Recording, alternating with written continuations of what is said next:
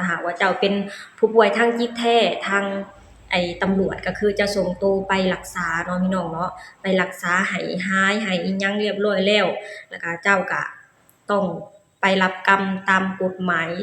หรือไปรับกรรมในสิ่งที่เจ้าได้กระทำลงไว้เนาะสบายดีพี่น้องสวัสดีค่ะพี่น้องจ้ามื้อนี้ก็มาพบพ่อกับช่องสาวตุ๊กชาแนลอีกคือเก่าเด้อมามื้อนี้ก็มาพอกันอยู่ที่บ้านอยู่ที่เรือนคือเก่าคือเดิมเด้อพี่น้องอยู่บ้านเลี้ยงลูกคือเก่าเนาะพี่น้องเนาะมื้อนี้เป็นวันอาทิตย์พี่น้องส่วนทางเบาดอนก็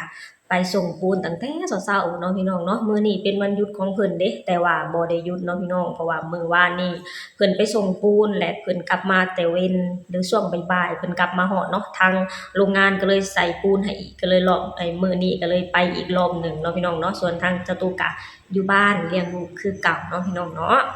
มาพี่น้องมามื้อนี้เฮาก็มาเว้าถึงเรื่องนี้คือเก่าเนาะพี่น้องเนาะเรื่องราวที่กำลังเป็นกระแสอยู่ในตอนนี้เนาะพี่น้องเนาะเลื่อนไปทางใดก็เห็นตั้งแต่คลิปนี้เห็นตั้งแต่คนคนเดียวนี่เนาะพี่น้องเนาะเรื่องราวนั้นก็คือเรื่องของหญิงลาวหรือแรงงานลาวฆาตกรรมนายจ้างไทยเนาะพี่น้องเนาะคือผู้หญิงคนนี้น่ะเป็นคนลาวพี่น้องอายุ25ปีเนาะพี่น้องเนาะก็คือไอ้เป็นแม่บ้านให้กับผู้ที่อายุเกษียณแล้วเนาะหญิงคนนี้ก็คือแบบว่าใช้ชีวิตนำนายจ้างอยู่ที่บ้านแค่2คนเนาะพี่น้องเนาะแล้วมื้อวันคืนมื้อดีคืนดีผู้หญิงคนนี้น่ะเกิดคลั่งมาทำลายหรือฆาตกรรมนายจ้างไทยเนาะพี่น้องพอฆาตกรรมแล้วเรียบร้อยแล้วล่ะก็หนีกลับประเทศลาวเนาะพี่น้องเนาะและตอนนี้ก็คือกลับไปอยู่ประเทศลาวแล้วเรียบร้อยแล้วพี่น้องตอนนี้ก็คือทางตำรวจก็คือจับกุมตัวแล้วเรียบร้อยแล้วเนาะพี่น้องเนาะแต่ว่าทางFC ก็ได้เม้นมาบอกสตูกเนาะพี่น้องว่ายังบ่ได้จับเด้อว่าซั่นเพราะว่าทางผู้หญิงคนนี้น่ะเป็นผู้ป่วยทางจิตเนาะพี่น้องเนาะแล้วสตูกเองก็บ่มั่นใจคือกันพี่น้องสตูกก็เลยไปหาข่าวๆเนาะไปหาข่าวๆทุกช่องทางพี่น้องทั้งช่องข่าวลาวแล้วก็ข่าวไทยเนาะพี่น้องคือข่าวลาวนั่นก็คือข่าวสดเป็นช่องข่าวสดเนาะพี่น้องเพิ่นลงทางเฟซเนาะก็คือแบบว่าสตูกเห็นข่าวก็คือจับกุมได้แล้วเรียบร้อยแล้วพี่น้องแล้วก็สตูกก็ไปติดตาม ข่าวไทยนำพี่น้องทางข่าวไทยก็คือทางเพิ่นก็ได้ลงไว้เนาะว่าได้จับผู้หญิงคนนี้ได้เรียบร้อยแล้วพี่น้องแต่ว่าสตูก็เชื่อนะพี่น้องว่าทางตำรวจน่ะ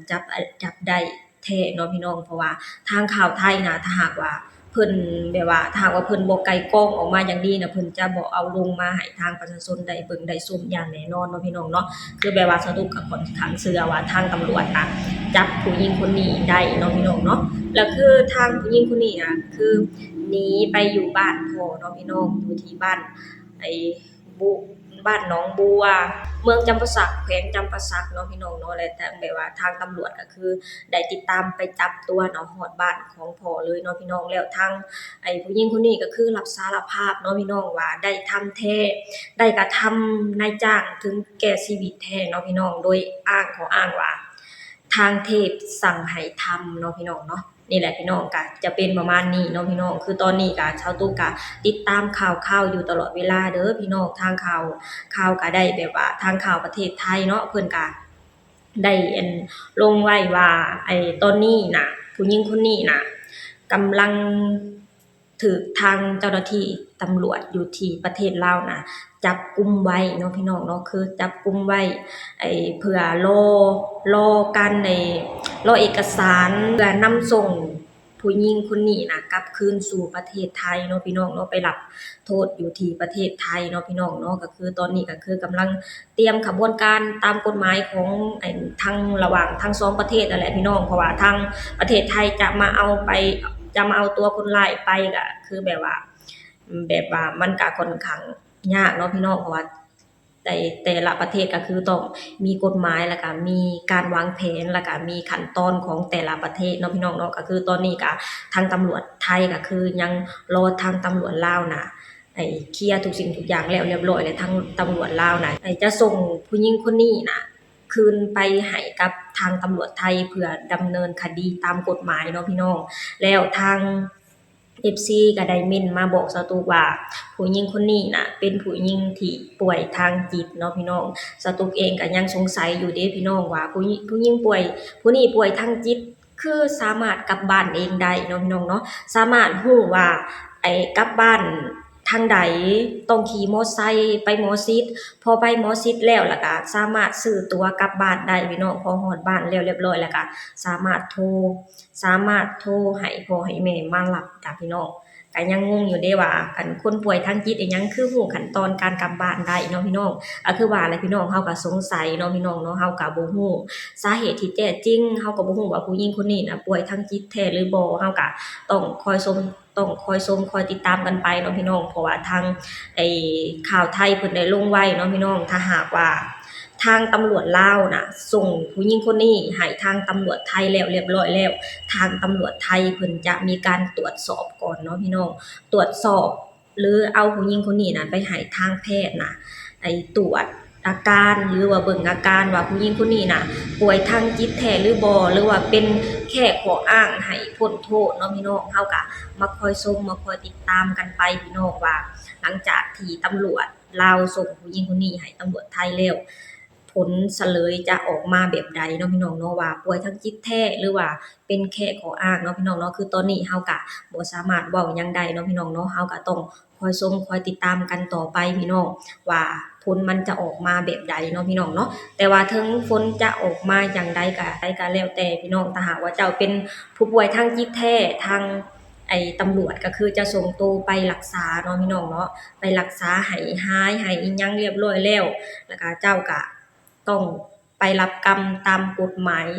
หรือไปรับกรรมในสิ่งที่เจ้าได้กระทำลงไว้เนาะพี่น้องก็คือจะเป็นประมาณนี้แหละเนาะพี่น้องเนาะแล้วสุดท้ายนี่พี่น้องบ่ว่าผู้หญิงคนนี้จะเป็นคนป่วยจิตเวชหรือว่าเป็นคนปกติก็แล้วแต่เนาะพี่น้องเนาะสุดท้ายนี้สตุกเองก็อยากขอเตือนคนลาวที่กำลังไปทำงานอยู่ที่ประเทศไทยในตอนนี้เนาะให้ไปอย่างถูกต้องตามกฎหมายแล้วก็ไปก็ขอให้ตั้งใจเก็บเงินเก็บคำให้มันดีๆพี่น้องวางแผนการใช้ชีวิตวางแผนการใช้เงินให้มันดีๆเนาะพี่น้องใช้จ่ายเงินอย่างประหยัดและใช้จ่ายเงินให้มันเกิดความคุ้มค่าให้ถึงที่สุดเพราะว่าเราไปทำงานอยู่บ้านเพิ่นเมืองเพิ่นคือเราไปเพื่ออยากสร้างชีวิตอยากสร้างอนาคตอยากได้เงินส่งมาทางบ้านมาจุนเจือทางครอบครัวอย่าใช้เงินโดยใช้เหตุอย่าใช้เงินฟุ่มเฟือยจนเฮ็ดให้เจ้าของน่ะเดือดร้อนแล้วพอบ่มีเงินแล้วล่ะก็หากู้หายืมเนาะพี่น้องพอยืมทางคืออย่างเช่นผู้หญิงคนนี้น่ะพี่น้องพอบ่มีเงินแล้วก็มายืมนำทางเฒ่าแก่แต่ว่าทางเฒ่าแก่บ่ให้หรือนายจ้างบ่ให้แล้วก็เกิดความโมโหจนทำร้ายร่างกายจนถึงชีวิตแบบนี้เนาะพี่น้องเนาะแบบว่าสตุกเองก็อยากขอเตือนให้ทางคนลาวทุกคนว่าควรมีสติในการใช้เงินให้มันดีๆเนาะพี่น้องอย่าใช้จ่ายเงินแบบฟุ่มเฟือยเพราะว่าสุดท้ายมาคนที่เดือดร้อนที่สุดก็คือเจ้าของเองเนาะพี่น้องเพราะว่าเจ้าของไปทำงานอยู่บ้านเพิ่นเมืองเพิ่นบ่มีเงินจักกีบอยู่บ่ได้เดะพี่น้องเพราะว่าการใช้จ่ายเพราะว่าการใช้ชีวิตอยู่ที่ประเทศเพิ่นน่ะคือทุกอย่างต้องใช้เงินเนาะพี่น้องเนาะแม้แต่เกลือถุงหนึ่งก็ยังใช้เงินข้าวกระสอบหนึ่งก็ยังใช้เงินเนาะพี่น้องเนาะนี่แหละพี่น้องอันนี้เจ้าตุกเองก็อยากขอเตือนทุกคนเนาะขอเตือนแรงงานลาวทุกคนว่าไปทำงานอยู่บ้านเพิ่นเมืองเพิ่นตั้งใจเก็บเงินให้มันดีๆวางแผนการใช้เงินให้มันดีๆให้มันรอบคอบอย่าใช้จ่ายฟุ่มเฟือยสุดท้ายมาเจ้าของเป็นคนเดือดร้อนบ่แม่นคนอื่นเนาะพี่น้องเนาะแล้วอันนี้เจ้าตุกเองก็อยากขอฝากขอเตือนคนลาวทุกคนเนาะพี่น้องที่ไปทำงานอยู่ที่ประเทศไทยเนาะพี่น้องเนาะโอเคพี่น้องสำหรับคลิปนี้เจ้าตุกเองก็จะขอจบลงเท่านี้ก่อนเด้อฝากให้พี่น้องช่วยกดไลค์กดแชร์กดติดตามให้ช่องสาวตุก Channel นี่เด้อสบายดีสวัสดีค่ะ